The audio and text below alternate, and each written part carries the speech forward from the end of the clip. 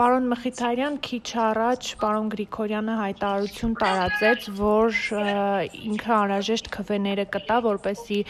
ընդդիմադիր երկու ուժերի կողմից սատարվող թեկնածուն, նույն ինքը Վարդան Ղուկասյանը, դառնա քաղաքապետ։ Ինչպես նաև նշել էր, որ այս պահից սկսած Գյումրի քաղաքում կատարվող կառավարման եւ ոչ միայն ամեն ինչի համար պատասխանատվություն եք կրում նաև դուք երկու ուժերը։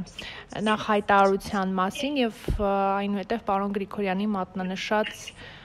թեմայի վերաբերյալ ձեր մեկնաբանությունը։ Նախ շնորհավորում եմ բոլորիս, միանշանակ սա հավաքական ընդդիմության շատ կարևոր հաղթանակն է, այն հաղթանակներից է, որին Հայաստանը շատ երկար էր սպասում, ու ես շնորհակալ եմ նաև պարոն Գրիգորյանին, որը խելացի ու իմաստուն որոշում կայացրեց։ Սա մեկ, երկրորդը հայտարարության երկրորդ հատվածին վերաբերող, որ կառավարմանը վերաբերող ինչ որ պատասխանատվություն կրում ենք եւ մենք եւ չգիտեմ պարոն Սիմոնյանը, մենք հայտարարել ենք, որ մենք մեր ձայները տալու ենք ամենաշատ ձայներ, ընդդիմադիր ձայներ հավաքած թեկնածուին, չակնկալելով ոչ մի տեսակի պաշտոն ու դրանից բխող ոչ մի այլ բան։ Ըստ այդմ ինչ հայտարարել ենք, դա էլ անելու ենք։ Այո, մենք ընտրելու ենք հավաքական նիստի ժամանակ պարոն Ղուկասյանին որպես քաղաքապետ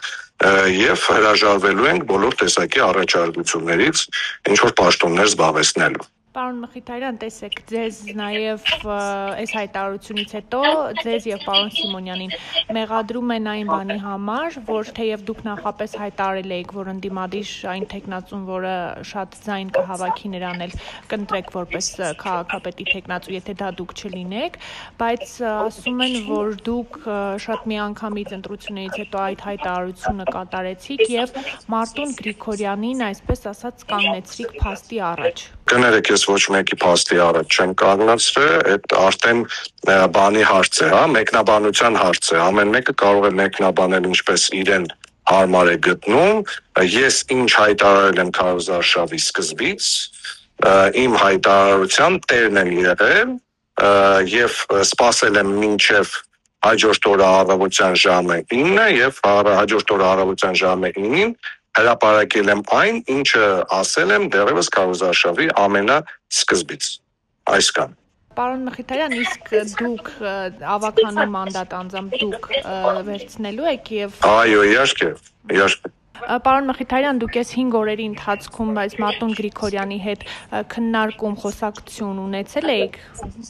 Ոչ մի քննարկում չեմ ունեցել պարոն Գրիգորյանի հետ, ոչ մի քննարկում չեմ ունեցել պարոն Ղուկասյանի հետ, ոչ մի քննարկում չեմ ունեցել պարոն Սիմոնյանի հետ։ Քաղաքացիական պայմանագրի կուսակցության ներկայացուցիչները Facebook-ում արդեն հրապարակումներ են անում եւ նշում, որ ԿՊ-ն ի սկզբանե ճիշտ էր, որ ընտրելով Ռուբեն Մխիթարյանին, ընտրելով Մարտուն Գրիգորյանին, ընտրելով Կարեն Սիմոնյանին, նրանք ձայն են տալիս Վարդան Ղուկասյանին։ Դե թող մխիթարվեն էլի դրանով, մի Facebook-յան ստատուս գրելու մխիթարանքի այդ մարդկանց մնաց է, թող դրանով մխիթարվեն։ Պարոն Մխիթարյան, այն որ այս ընտրությունները նաև պետք է համապետական մակարդակով ստանան իրենց